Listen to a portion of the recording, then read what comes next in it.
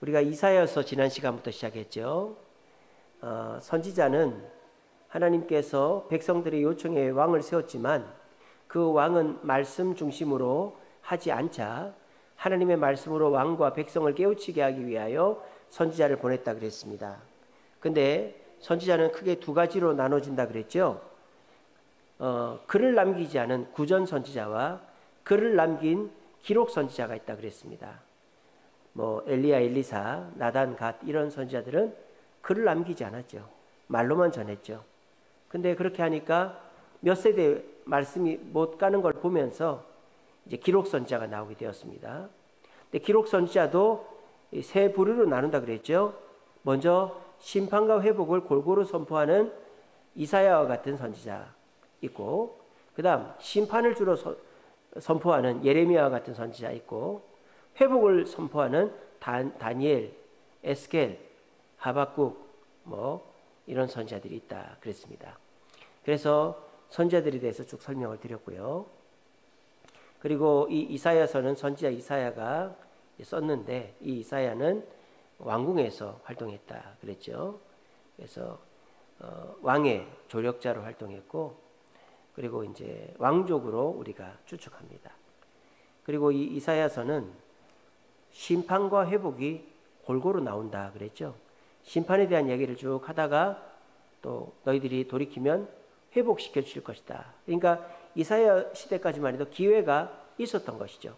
이사야가 주로 활동했던 게 히스기야 왕 때니까 기회가 있었지만은 그 기회를 놓치자 예레미야가 바통을 이어서 심판만을 선언하죠. 그래서 너희들 바빌론 포로로 가서 70년 후에 돌아와야 된다. 그렇게 얘기하는 게 예레미야죠. 자, 그래서 이제 이사야서는 총 66장으로 되어 있다 그랬죠. 그래서 작은 성경이다. 우리 구약 성경이 1장부터 39장까지 되어 있고, 신약 성경이 40장부터, 구약 성경이 39권으로 되어 있고, 신약 성경이 27권으로 되어 있잖아요. 그래서 이사야서가 1장부터 39장까지는 구약 성경처럼 하나님의 심판을 얘기하고 있고, 40장부터 66장까지는 회복에 대해서 얘기를 하고 있습니다. 그리고 이사야서는 크게 세 부분 나눌 수 있습니다. 1장부터 35장까지는 심판과 회복에 대한 얘기, 그리고 36장, 37장은요 아수르의 파멸에 대한 이야기, 38장, 39장은 히스기야의 교만과 히스기야로 인한 나라가 남유다의 패망을 얘기해요. 38장서부터 39장, 36장서부터 39장까지는 사실은 열왕기서에 나오는 역사가 삽입이 되어 있는 거죠. 히스기야 때의 역사가 삽입이 되어 있는 겁니다. 그리고 40장서부터 66장까지는 이스라엘의 구원, 만민의 구원, 또 하나님의 이제 임재, 일어나라 빛을 발하라, 여호와께서 임하시는 그런 이야기들로 구성이 되어 있습니다. 우리가 지난 시간에는 1장부터 12장까지 봤죠. 그래서 1장에는 버림받은 이스라엘의 모습을 황폐한 땅, 포도원의 망대, 포도원의 망대라는 것은 포도는 없고 망대만 있는 그런 쓸쓸한 모습, 그리고 마당만 밟는 것, 그리고 그 진홍같이 붉은 죄가 있고, 그 다음에 은은 찌꺼기가 되고 포도주는 물이 섞였다. 그리고 잎사귀가 마른 상수리 나무 같다. 이런 황폐한 이스라엘의 모습을 1장에서 얘기했고, 2장에서는 그러나 하나님이 이렇게 칼을 보습으로 만들고 창을 낫으로 만들 것이다. 그래서 평화를 가져오게 할 것이다. 그렇게 얘기했고요. 또 이제 5장에 가면은 이스라엘을 타락한 포도원에 비유를 하고 있습니다. 5장에 가면. 그래서 이스라엘의 이제 죄악을 포도송이처럼 나열을 하는데, 탐욕, 술, 거짓, 자아도취, 부패 이런 것들을 열거하면서 이스라엘은 타락한 포도와 같다, 이렇게 심판을 얘기했습니다. 근데 6장은 이제 이사야를 선지자로 부르는 거죠. 누가 나를 위해 갈고? 그랬더니 제가 여기 있습니다. 그 내용이고요. 7장은 이제 아람과 북이스라엘이 연합해서 이스라엘을 공격하니까 이사야가 두려워하지 말라고 하죠. 그들은 불이 붙었다가 꺼진 부지깽이와 같다. 그렇게 얘기했습니다. 그리고 아수르를 두려워하지 말라. 그렇게 얘기합니다. 그러면서 9장에 가면 메시아 예언이 나오죠. 한 아기가 우리에게 낳고 아들을 주셨는데 정사를 맺고 이름은 기묘자 모사 전능하신 왕이다. 원더풀 카운셀러. 최고의 우리 그 전능자가 우리에게 오신다. 예언이 있고요. 그 다음에 10장에 가면은 아수르는 막대기와 몽둥이로 심판할 것이다. 그렇게 얘기합니다. 아수르를 의지하지 말라고 하시고요. 11장에 가면 또 메시아 예언이 나오죠. 이새의 줄기에서 한 싹이 난다. 그리고 그 이새의 줄기에 난 싹을 통하여 이 땅에 천국과 같은 모습이 임한다. 독사굴에 손을 넣어도 뭐 이리와 어린 양이 같이 뛰고 이런 걸 얘기하죠. 이렇게 아까 말씀드렸다시피 심판과 회복이 계속 반복되죠. 교차되죠. 그렇게 이제 1장부터 11장까지 쭉 가니까 12장은 이사야가 하나님께 감사 찬송을 드리는 겁니다. 나를 안위하시오니 내가 주께 감사하겠나이다. 이렇게 감사 찬송하는 것으로 이제 1장부터 12장까지가 끝났어요. 오늘은 13장부터 39장까지 볼 겁니다. 엄청 길죠? 하지만은 뭐 이거를 어떻게 중간에 끊기도 그렇고 해서 이렇게 쭉 한번 훑어본다는 마음으로 자세히 볼 수는 없고 한번 쭉 보도록 하겠습니다. 자, 그거 보기 전에 구약 성경은 총 39권으로 되어 있다 그랬죠? 크게 네 부분으로 나눌 수 있죠. 율법서, 창세기, 출애굽기, 레위기, 민수기, 신명기, 역사서, 여호수아서부터 에스더서까지 이렇게 나눌 수 있는데 이 율법서와 역사서를 묶어서 또 율법서라고 부르기도 합니다. 왜냐하면 역사적 기록에도 율법의 바탕으로 한 심판과 구원이 나오기 때문에. 그래서 이 역사서를 율법서라고 보기도 하고요. 그 다음에 시가서, 이거는 역사서에 하나님의 말씀을 받은 인간의 실존적인 고백이라 그랬죠. 욥기, 시편, 잠언, 전도, 아가서 5권 있고요. 그 다음에 선지서가 있습니다. 선지서는 대선지서와 소선지서로 나누는데 기준이 뭐냐? 간단합니다. 분량이 장수가 많으면 대선지서, 장수가 짧으면 소선지서예요. 대선지서는 이사야, 예레미야, 에가, 에스겔, 다니엘 이렇게 되어 있고요. 소선지서는 호세아, 요엘, 아모스, 오바댜, 요나, 미가, 나움, 하박국, 스바냐, 학개, 스가랴, 말라기 이렇게 되어 있습니다. 그래서 구약 성경은 39권이고 그리고 이 선지서는 거의 다가 열왕기 시대 때 기록이 되었다. 그리고 포로기 중에는 다니엘, 에스겔, 포로기한 이후에는 이제 학개, 스가랴, 말라기 정도가 기록이 되었다. 나중에 또 자세히 얘기합니다. 자, 열왕기 시대의 왕들 너무 많죠. 그래서 이거를 우리가 다 이해하기가 힘든데 간략하게 보면 이렇게 됩니다. 물고기 모양으로 저렇게 되어 있는데요. 자, 굵은 선을 한번 따라가 봅시다. 먼저 남유다와 북이스라엘이 갈라지기 전에 솔로몬이 남유다와 북이스라엘의 왕이었죠. 근데 이 솔로몬이 우상 숭배를 해서 나라가 반으로 갈라졌어요. 그래가지고 북이스라엘은 솔로몬의 신하였던 여로보암이 나라를 세우고 남유다는 솔로몬의 아들이었던 르호보암이 나라를 세웠습니다. 근데 이 여로보암이 나라를 세웠지만은 북이스라엘에서 유명한 왕은 사실은 오므리 왕이죠. 오므리 왕. 왜 오므리가 유명하냐? 이제 북이스라엘이 나라를 세워졌지만은 이 바하사가 이제 전투에서 죽자 엘라가 왕이 됐는데 이 엘라가 왕이 되고 시므리가 반역을 일으켰어요. 근데 엘라의 그 부하였던 오므리가 그 시므리와 4년 동안 전쟁을 해서 이제 내전을 진압을 합니다. 그래가지고 오므리 왕조가 세워졌죠. 근데 오므리는 내전을 진압하는 것으로 자기 소임을 다했고 오므리 왕조에서 제일 유명한 사람이 우리가 잘 아는 아합이죠. 이 아합은 엘리야가 그렇게 박터지게 싸웠던 사람 아합 아시죠? 이세벨에게 이제 이세벨을 통해서 그 우상 숭배를 백성들에게 한. 그래서 오므리가 사실은 더 유명합니다. 하지만 성경에는 아합이 더 유명하죠. 그리고 이제 이 아합의 가문을 물리친 엘리사가 기름 부어 세운 예후가 있죠.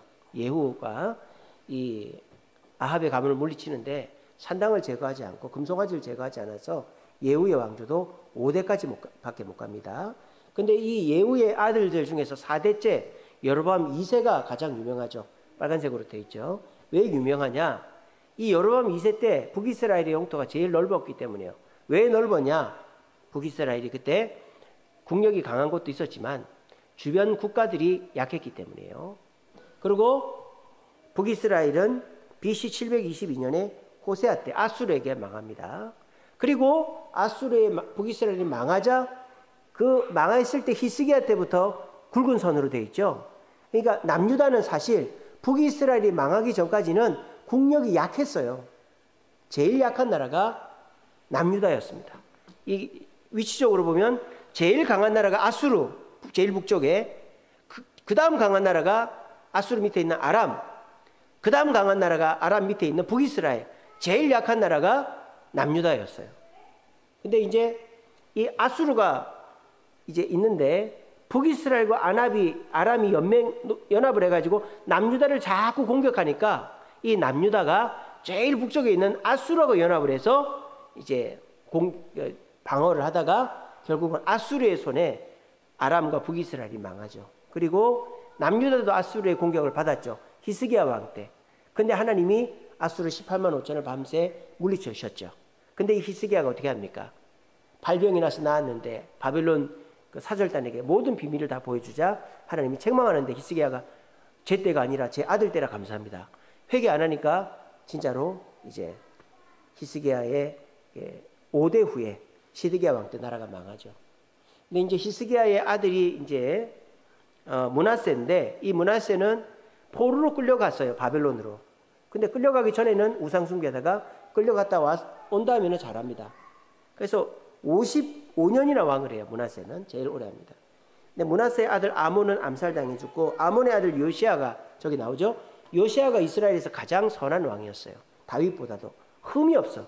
성전을 수리하다가 율법책을 발견하고 그 율법 낭독회를 하고 또 유월절을 지키는 그런 선한 왕이었는데 안타깝게도 이집트와의 전쟁에서 일찍 전사합니다. 그래서 이 요시아의 넷째 아들인 여호아하스를 왕으로 세웠는데 이집트 왕이 바로 누고가 와서 여호아하스를 잡아가서 죽여버리고 이제 여호아하스가 요시아의 둘째 아들인 여호야김을 왕으로 세웠어요. 근데 이 여호야김을 또 잡아가고 여호야긴 바벨론에서 잡아가고 여호야김의 아들인 여호야긴이 왕이 됐어요. 근데 바벨론에서 또 쳐들어와서 여호야긴을 잡아가고 요시아의 셋째 아들인 시드기야를 왕으로 세웠어요. 근데 이 시드기야는 가만히 있다가는 바벨론에게 망하겠거든요. 그래서 이집트하고 편을 먹어가지고 하다가 들통이 나서 눈이 뽑혀서 포로로 끌려가죠. 그래서 이제 이렇게 됩니다. 그리고 이제 네모나게 빨간색 박스에 놓은 것은 선지자들이죠. 선지자가 주로 어느 때 있습니까? 나라가 굉장히 위태할 때 또는 타락했을 때 있죠. 여로보암 2세 때 호세, 아모스, 요나, 북이스라엘 활동했죠. 그리고 여러분 잘 아시는 아합 때 엘리야, 엘리사가 활동했고 여로보암 때, 여호람 때, 저 여호람이 어떤 사람입니까? 그 아합의 집안과 이제 결혼을 한 사람이죠. 여호람 때 남유다가 이제 타락하게 됩니다. 그래가지고 저 여호람 때 요엘 선지자와 오바댜 선지자가 활동하게 된 것입니다. 그리고 히스기야 왕 때 이사야, 미가, 나훔, 그리고 이제 나머지는 예레미야가 활동하게 되는 것이죠. 그래서 우리가 북이스라엘 남유다 왕들을 다 외울 수는 없고 북이스라엘에서 기억해야 될 왕은 여로보암, 오므리, 아합, 여로보암 2세, 예후 요 정도 기억하시면 됩니다. 그리고 남유다에서는 르호보암, 히스기야, 요시야, 시드기야 요 정도 기억하시면 되겠습니다. 그 다음요. 자, 이제 오늘 이제 우리가 볼 이사야 13장서부터 이제 39장까지를 제가 이제 그림을 통해서 설명을 드릴 거니까요. 그냥 여러분들이 참고적으로 그냥 훑어보신다 생각하십시오. 자, 제일 중간에 동그란 원이 있죠. 1장부터 12장까지는 이스라엘의 죄에 대해서 하나님이 경고하셨습니다. 그리고 회복을 얘기하셨는데요. 근데 13장서부터 35장까지는 이제 이스라엘 주변에 있는 나라들, 저 지도 한번 볼까요? 시돈, 두로, 블레셋, 애굽, 구스, 그리고 아라비아, 두마. 두마는 에돔이에요. 에돔 아시죠? 야곱의 형 에서의 후손. 두마, 모압, 다메섹. 다메섹은 누굽니까? 아람의 수도가 다메섹이죠. 다마스커스. 그리고 아수르, 바벨론. 저렇게 주변 나라들에 대한 심판의 얘기가 여기 나오고 있습니다. 하나씩 봅시다. 먼저 바벨론. 바벨론은 메대와 바사. 저 위에 보이십니까? 깃발 들고 있는 메대 바사 보이죠? 메대와 바사에 망할 것이다. 그래서 바벨론은 70년밖에 못 가요, 나라가. 메대라는 나라에게 망하고, 메대는 바사, 페르시아한테 망하고, 페르시아가 오래 가죠. 그 다음에 바벨론 왕은 구더기 속에 갇혀 있는 사람 같이 아픔을 당할 것이다. 그렇게 예언되어 있어요. 그리고 그 하나님께서 바벨론을 빗자루로 쓸어버릴 것이다. 이렇게 바벨론의 패망을 이제 13장, 14장에서 예언하고 있습니다. 그 다음 아수르 보세요. 하나님의 발이 아수르를 짓밟고 있죠. 그래서 아수르는 짓밟힐 것이고 이스라엘 백성은 해방될 것이다. 노임받을 것이다. 그렇게 되어 있고요. 자, 바벨론 했고 아수르 했고 그 다음 블레셋은 해변에 있는 철기 문명. 지금의 그 팔레스타인 사람들이죠. 블레셋은 독사와 불뱀이 와서 이제 공격할 것이다. 그렇게 외부의 침략으로 망할 것이다. 그렇게 예언하고 있고요. 여기 보시면 모압 돼 있죠. 모압은 하룻밤에 망할 것이다. 모압이 섬기는 신이 그모스거든요. 그래서 그모스 신당이 하룻밤에 망할 것이고 모압 사람들은 모든 재산을 챙겨서 에돔 땅으로 이주할 것이다. 그렇게 되어 있습니다. 그리고 모압의 길하레셋 포도원은 3년의 영화가 끝날 것이다. 그렇게 예언되어 있습니다. 15장, 16장에 모압의 심판에 대해서 얘기되어 있고요. 이쪽 그림 보시면 다메섹, 아까 다메섹은 아람의 수도라 그랬죠. 아람과 이스라엘의 심판을 얘기합니다. 다메섹은 그 성읍이 다 황폐화될 것이다. 그렇게 얘기하고요. 그리고 이스라엘도 이제 하나님께 우상 숭배한 죄로 벌받을 것이다. 그리고 아수르는 겨를 바람에 날리듯이 벌받을 것이다. 근데 저기서 핵심은 바벨론의 심판입니다. 그 다음에 이쪽 보시면 구스는 이디오피아죠. 이집트 밑에 있는 아프리카 국가 이디오피아. 그러니까 나일강의 상류가 이디오피아고 나일강의 하류가 이집트죠. 그래서 이 구스는 이제 심판을 받는데 낫이 포도원을 찍듯이 하나님께 심판받을 것이다. 그래서 제가 지난번에도 그 이사야서는 시적 표현들이 많이 나온다 그랬죠. 그래서 그 불의한 포도원에 이스라엘을 비유했다든지. 그래서 이것도 시적인 표현들입니다. 다. 그리고 구스인들은 나일강을 타고 유다 땅으로 하나님이 왕이신 땅에 예물을 바칠 것이다. 그렇게 예언되어 있습니다. 그 다음에 애굽은 아수르한테 망해서 아수르에게 포로로 끌려갈 것이다. 그렇게 예언되어 있습니다. 그 다음에 두마는 아까 에돔이라 그랬죠. 에돔은 그 세일산이라고 거기 돌산에 숨어서 앞에 왕의 대로를 지나다니는 사람들, 약탈해서 먹고 살았던 사람들인데요. 저 두마의 성읍이 쥐 죽은 듯이 조용할 것이다. 그러니까 정적에 쌓일 것이다. 그렇게 예언하고 있습니다. 그 다음에 여기 보면 아라비아의 심판. 아라비아는 지금 사우디아라비아가 있는 땅을 말하는 거예요. 저 아라비아가 게달의 영광이 없어질 것이다. 게달의 영광. 게달은 누구냐? 이스마엘의 둘째 아들인데 이 게달은 유목민을 상징하는 거예요. 그러니까 유목민들이 사실은 뭐 못 살 것 같지만 그렇지 않아요. 이렇게 무역을 하면서 잘 먹고 잘 삽니다. 유목민들이. 근데 그런 유목의 영광이 이제 심판받아 아라비아의 유목민의 심판이 사라질 것이다. 그 다음에 이쪽 보시면 애굽의 여기 밑에죠. 예루살렘 환상의 골짜기의 심판. 자, 요게 재밌습니다. 요게 이스라엘이 심판받는데 여기 보시면 셈나라는 사람이 있고 여기 보시면 엘리야김이라는 사람이 있죠. 보이십니까? 예, 글자 보이죠? 이 셈나라는 사람은 국무총리예요. 남유다의 국무총리. 히스기야 왕 때 남유다의 국무총리인데 이 사람이 국무총리에서 갑자기 서기관으로 강등이 됩니다. 왜 그렇게 됐느냐? 부정축제를 한 거예요.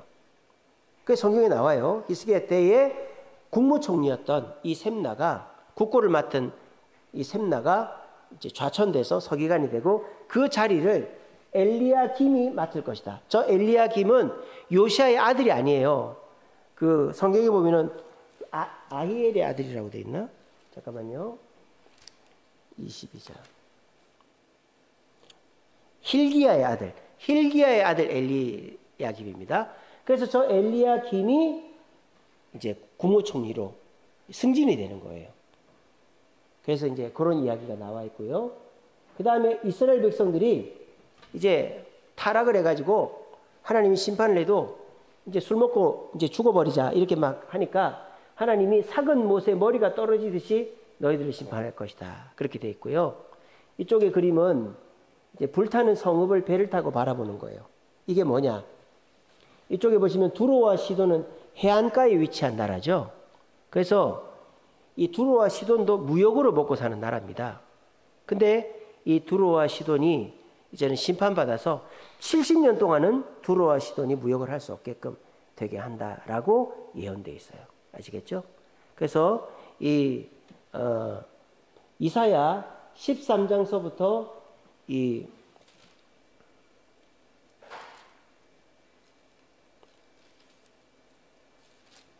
23장까지 13장부터 23장 10장은요. 이 주변 나라들의 심판에 대한 이사야의 예언이 나오고 있습니다. 이제 대충 이해되셨죠? 1장부터 12장까지는 이스라엘의 심판과 회복 그리고 그 메시아 예언이 나와 있습니다. 13장서부터 23장까지는 이 그 주변 나라들에 대한 심판이 나옵니다. 근데 재밌는 것은 뭐냐? 1장부터 12장에는 회복에 대한 메시지가 나와요. 근데 13장부터 23장까지는 이스라엘 민족에 대한 회복은 나와도 주변 나라들에 대한 회복에 대한 말이 없어요. 그러니까 주변 나라들은 회복되지 않고 망하고 없어진다는 얘기죠. 그렇게 된다는 예언이 나오고 있습니다. 자, 그 다음 이게 이제 그림 좀 흐려서 잘 안 보이실 텐데 제가 이제 설명을 그냥 잘 드리겠습니다. 자, 24장 여기 보시면 누가 갇혀 있죠? 저기 갇혀 있는 사람들은 이스라엘 민족들이에요. 이스라엘 민족이 갇혀 있지만 하나님의 형벌을 받을 것이다. 그런데 저기 중간에 보시면 누가 하늘에 떠 있죠? 재림주 메시아께서 이 땅에 오시면 너희들의 수치를 너희들의 그 포로됨을 해방시켜 주실 것이다. 그게 24장에 나옵니다.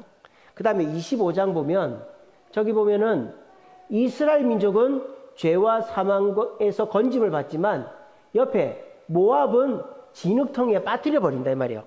하나님께서 이스라엘은 회복시키지만 다른 주변 나라들은 진흙통에 빠뜨려 없애버릴 것이다. 그렇게 이스라엘은 회복시킬 것이다. 이렇게 되어 있습니다. 그 다음에 이쪽 그림 보시면 이스라엘 포로들이 끌려갔다가 다시 귀환해서 회복될 것이다. 그렇게 얘기하고 있습니다. 그 다음에 이쪽 그림 보시면 포도원이 중간에 있죠. 이스라엘 민족은 포도원에서 노래를 부를 것이다. 어떻게? 포로에서 애굽과 아수르에서 돌아와서 포도원에서 노래를 부를 것이고 리워야단, 사탄, 마귀는 갇힐 것이다. 저기 보면은 그 가시덤불에 뱀이 한 마리 있죠. 저게 리워야단이 갇힌다 이 말이에요. 그래서 이스라엘 민족이 죄를 지었지만 메시아가 오면 너희들이 회복될 것이다. 이방 민족은 심판받지만 너희들은 회복될 것을 23장서부터 계속 반복하는 거예요. 또 여기도 똑같습니다. 한돌이라고 나와요. 한돌은 메시아, 예수님을 하는 그 메시아를 말하는데 메시아가 오시면 밑에 그림 보시면 타작을 하고 있죠. 너희들이 농사를 짓고 타작을 해서 풍족하게 살 것이다. 그리고 그런데 너희들이 교만해서 술 먹고 나쁜 짓을 하고 있구나. 근데 너희들이 그렇게 해도 메시아가 오면 회복될 것이다. 그렇게 예언하고 있습니다. 그 다음 그림 보시면 자, 북이스라엘만 저렇게 교만한 게 아니라 남유다 아리엘이라고 되어 있죠. 저 아리엘은 예루살렘을 뜻합니다. 남유다도 저 선지자하고 왕이 술 먹고 비틀비틀하고 있죠.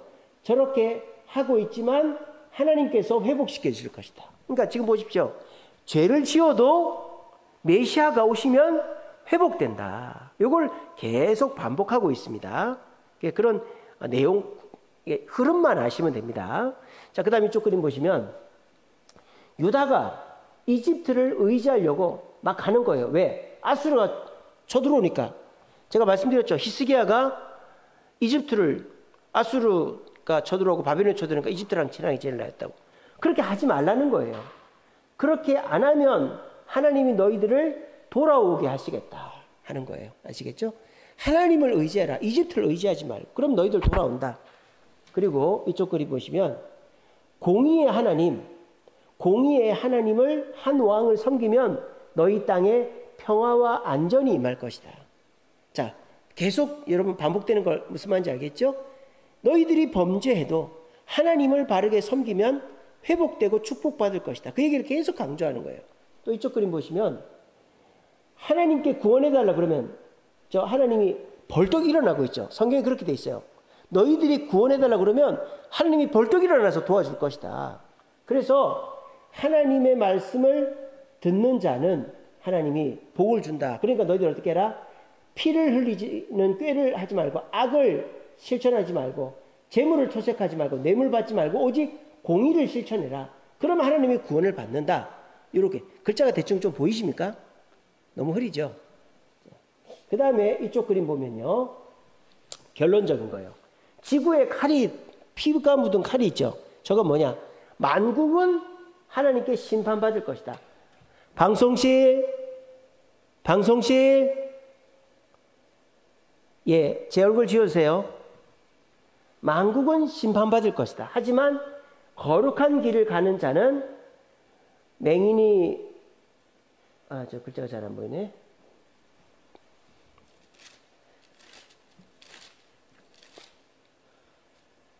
맹인이 눈을 뜰 것이고 귀머거리가 들을 것이고 저는 자가 걸을 것이고 벙어리가 말을 할 것이다. 거룩한 길을 가는 자. 그래서 이 내용이 전반적으로 딱 구분이 되죠. 13장부터 23장까지는 열국의 심판에 대해서 얘기하는데 열국은 절대 회복에 대한 메시지가 없어요. 그죠? 근데 24장서부터 35장까지는 이스라엘 민족에 대한 얘기만 나옵니다. 주로. 근데 이스라엘 민족은 죄를 지어도 술을 먹고 타락해도 한 왕, 한 돌, 재림주, 메시아를 쫓으면 회복될 것이다 하는 메시지가 나오고 있다는 거예요. 그래서 이 이사야서는 제가 처음부터 강조하지만 심판과 회복이 균형 있게 나오는 책이 이사야서다라는 것을 기억하시면 되겠습니다. 아시겠죠? 자, 그러면 이사야 13장을 펴보세요.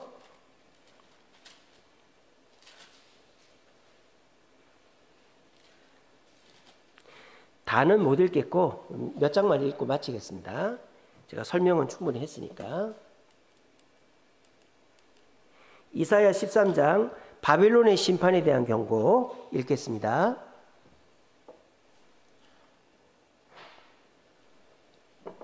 (13장) 아모스의 아들 이사야가 바벨론에 대하여 받은 경고라.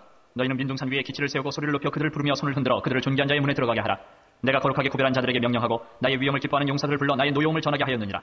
산에서 무리의 소리가 나며 많은 백성의 소리 같으니 곧 열국 민족이 함께 모여 떠드는 소리라. 만군의 여호와께서 싸움을 위하여 군대를 검열하심이로다. 무리가 먼 나라에서 하늘 끝에서 왔으며 곧 여호와와 그의 진노의 병기라. 온 땅을 멸하려 함이로다. 너희는 애곡할지어다. 여호와의 날이 가까웠으니 전능자에게서 멸망이 임할 것이미로다. 그러므로 모든 손의 힘이 풀리고 각 사람의 마음이 녹을 것이라. 그들이 놀라며 괴로움과 슬픔에 사로잡혀 해산이 임박한 여자같이 고통하며 서로 보고 놀라며 얼굴이 불꽃 같으리로다.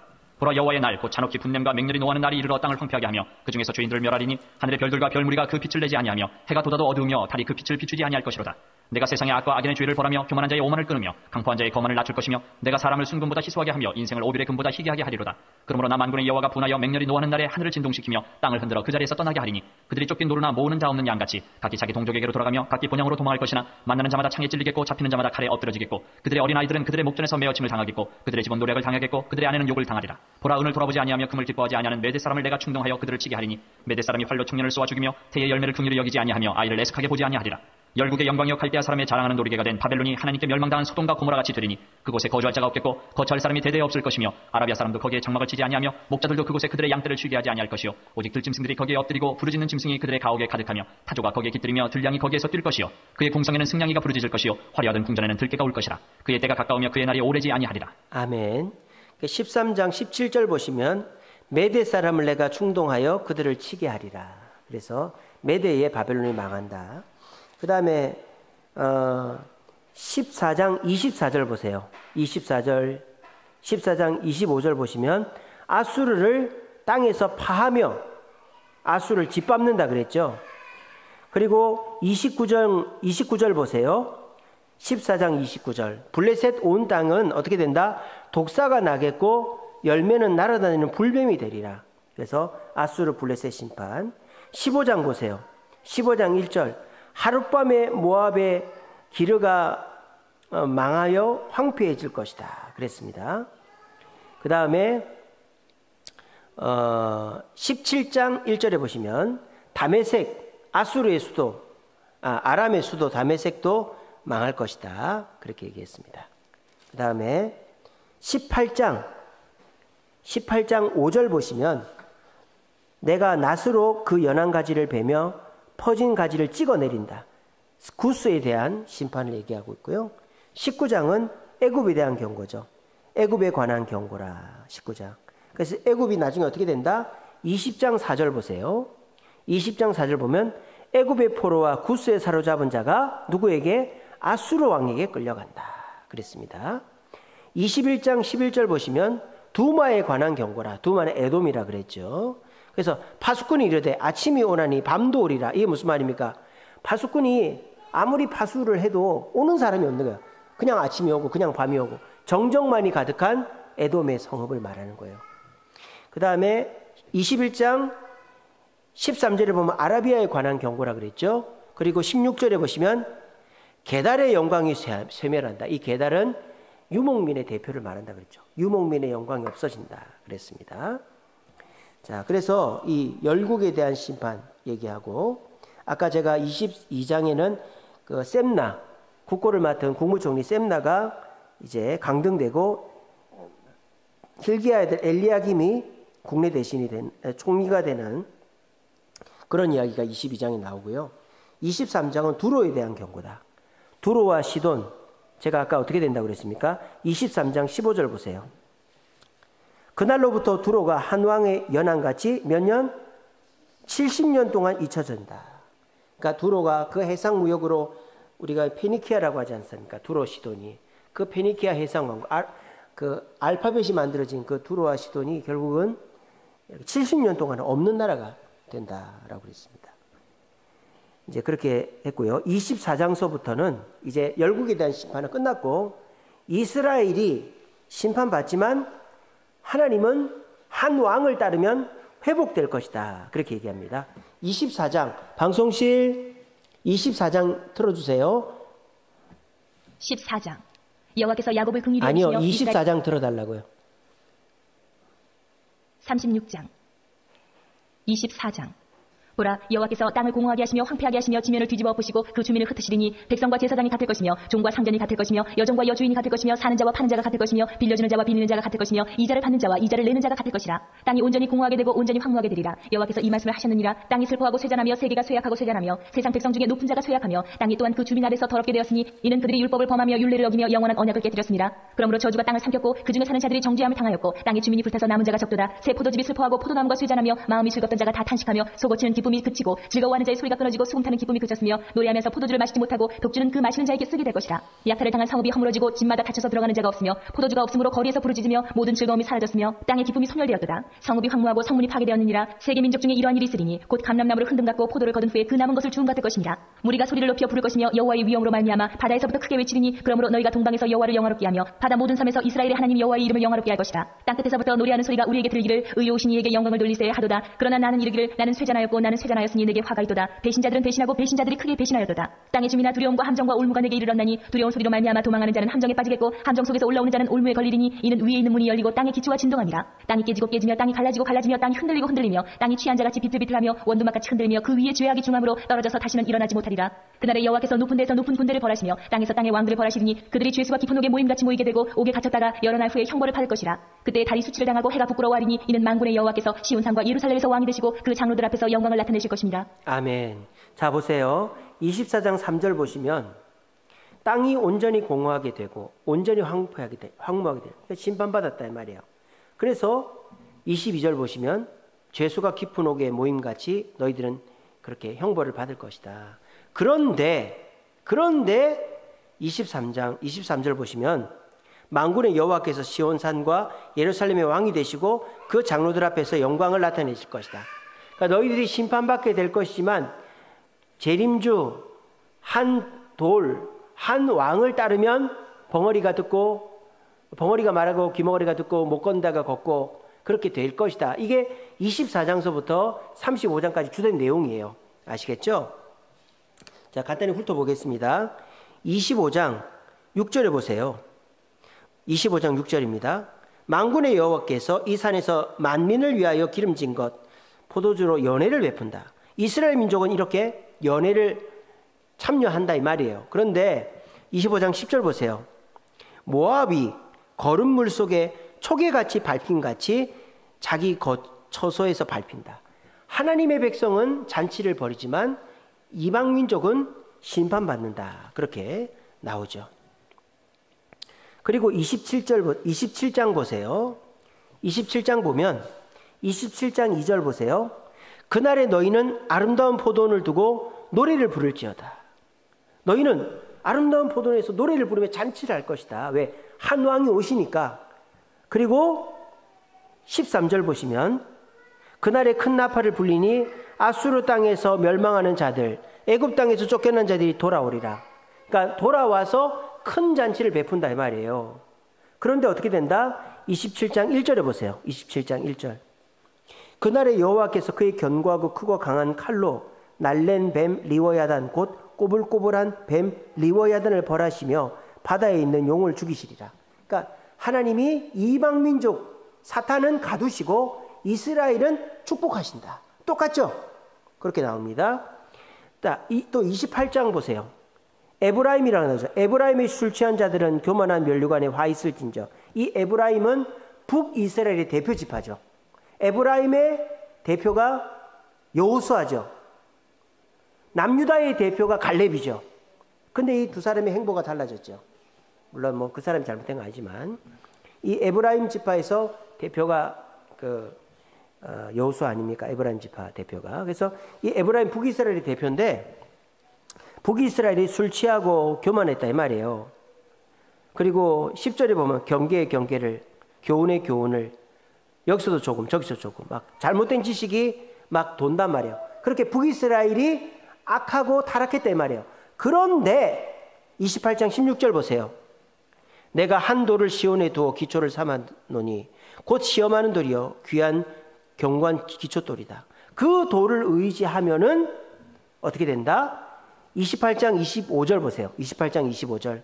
소맥을 줄줄이 심으며 대맥을 정한 곳에 심으며 귀리를 그거에 심는다. 소맥, 대맥 다 밀이죠. 그리고 귀리 이런 곡식들이 풍성하게 날 것이다. 한 돌 메시아를 따르면 북이스라엘은. 또 29장 보세요. 29장. 슬프다 아리엘이여. 아리엘은 예루살렘을 말하는 거예요. 예루살렘.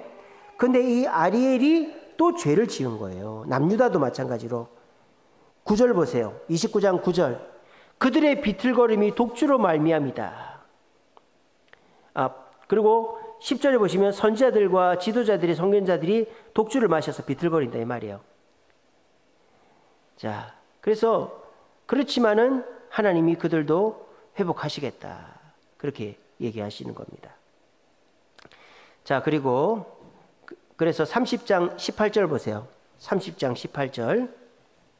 그러나 여호와께서 기다리시나니 이는 너희에게 은혜를 베푸시하시며 일어나시리니 이는 너희를 긍휼히 여기시니 대저 여호와는 정의 하나님마다 복이 있도다. 그래서 너희들이 하나님을 의지하면 그렇게 죄를 지었지만 회복될 것이다. 그렇게 얘기를 하고 있습니다. 그 다음에 32장 보세요. 32장. 보라, 장차 한 왕이 공의로 통치하실 것인데 그 왕이 오면 어떻게 된다? 17절 보십시오. 공의의 열매는 화평이요 공의의 결과는 평안과 안전이다. 한 왕, 한 돌, 재림주를 따르면 평화와 평안과 안전이 임한다. 그렇게 얘기해요. 그렇게 얘기를 하니까 33장 가니까 엘리야가 기도하는 거예요. 33장 2절. 여호와여 우리에게 은혜를 베푸소서. 은혜를 베푸소서. 그렇게 얘기하는 거예요. 그래서 이제 하나님이 또 말씀하십니다. 33장 15절 보세요. 공의를 행하는 자, 정직히 말하는 자, 토색한 재물을 가증히 여기는 자, 손을 흔들어 뇌물을 받지 아니하는 자, 귀를 막아 피 흘리려 꾀를 듣지 않는 자, 눈을 감아 악을 보지 아니하는 자, 그는 높은 곳에 거하리니 견고한 바위가 되어 요새되고 양식에 공급되는 그 물은 끊어지지 아니하리라. 하나님을 따르면 너희들이 복을 받을 것이다. 그리고 34장은 이제 마무리입니다. 뭐라고 마무리합니까? 34장 8절 보세요. 여호와의 보복하시는 날 시온의 성사를 신원한다. 열국은 심판을 받는다 이 말이에요. 그런데 이스라엘은 심판받지 않는다. 그게 35장입니다. 35장 5절 보세요. 맹인이 눈을 뜨고 못 듣는 자가 듣고 저는 자가 사슴같이 뛰고 말 못하는 자의 혀가 노래한다. 그래서 우리가 본 23장서부터 33장까지는 아니 24장서부터 35장까지는 이스라엘은 죄를 지었지만 하나님의 축복으로 메시아, 재림주, 한 돌, 한 왕을 따르면 이런 축복을 받을 것이다 라고 되어 있습니다. 자, 이렇게 하니까 이사야서가 조금 흐름이 잡히시죠? 뭐 신학적인 거 또 이제 상세한 것까지는 못해요. 시간이 없어서. 하지만은 여러분들이 성경에서 정복해야 될 성경이 몇 권 있어요. 예를 들자면 레위기라든지 또는 이제 열왕기라든지 또는 이 이사야서라든지 이런 성경들이 여러분 정복해야 돼요. 특별히 신약 성경에는 사도행전 같은 경우에 그 요한계시록 이런 것들. 그래서 레위기 그리고 뭐 이사야 그리고 또 신약 성경에는 사도행전, 요한계시록 아까 제가 또 뭐 얘기했는데 이런 성경들은 여러분들이 이게 사실은 내용이 어렵단 말이에요. 어려우니까 열왕기 어려우니까 그냥 재미가 없고 어려우니까 그냥 넘어가 버리는 경우가 있는데 그러면 다른 게 이해가 안 됩니다. 레위기가 이해가 안 되면 율법서가 이해가 안 돼요. 아시겠죠? 열왕기가 이해가 안 되면 선지서가 이해가 안 돼요. 아시겠죠? 사도행전이 이해가 안 되면 서신서가 이해가 안 돼요. 요한계시록이 이해가 안 되면 종말에 대한 이해가 안 돼요.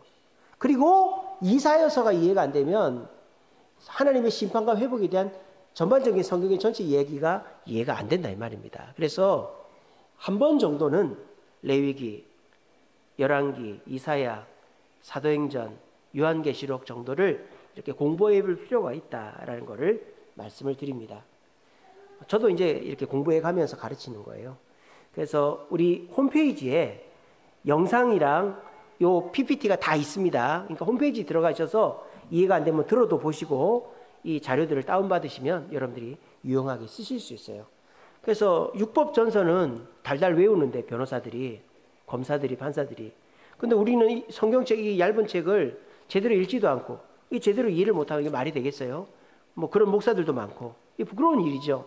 우리가 성경을 제대로 한번 이해하려고 도전도 안 해보고 다 이해를 못할지라도 이 성경은 율법선서하고는 다르죠. 성경을 이해하려면요. 성경만 이해하면 되는 게 아니라 격가지로 나가는 역사라든지 율법이라든지 제도라든지 이런 것들을 다 이해해야 되기 때문에 어려운 거예요, 성경은. 하지만 이거를 이해하려고 시도조차 안 하는 거는 참 신앙생활을 허투루 하는 것이다 하는 거예요. 그래서 여러분들이 이렇게 한번 제대로 하려고 할 때 한번 잘 따라와 주는 것이 굉장히 유익합니다. 제가 이제 성경 통독 세미나 여러 군데 들어봤지만 성경을 읽는 거 위주로 하는 분들이 계시고 성경을 강의하는 거 위주로 하는 분들이 계십니다. 근데 저는 이게 시간이 좀 걸리더라도 원래는 짧은 기간에 하는 게 좋거든요. 근데 저는 시간이 좀 걸리더라도 성경을 강의도 상세하게 하면서 읽는 것까지 같이 본문 속에서 확인시켜 드리는 것까지 합니다. 그러니까 여러분들이 우리가 이제 보통 1년에 마쳤는데 올해는 2년 걸릴 것 같아요. 올 한 해까지 하면 이제 끝납니다. 한 100회까지 갈 것 같은데 100강까지. 그래서 여러분들이 이 강의가 다 홈페이지에 있고 자료도 있으니까 아까 말씀드린 레위기가 정복이 안 되면 율법서가 정복이 안 됩니다. 열왕기서가 정복이 안 되면 선지서가 이해가 안 됩니다. 그리고 이사야서가 이해가 안 되면 성경 전체적인 흐름이 이해가 안 됩니다. 그리고 사도행전이 이해가 안 되면 그 서신서, 바울 서신, 일반 서신, 서신서가 이해가 안 되고 요한계시록 이해한다면 종말에 대해서 사탄 이단한테 넘어갈 수 있어요. 그러니까 그런 것들을 여러분들 이번에 잘 공부하신다 생각하시고 잘 따라오시기를 바랍니다. 기도하겠습니다.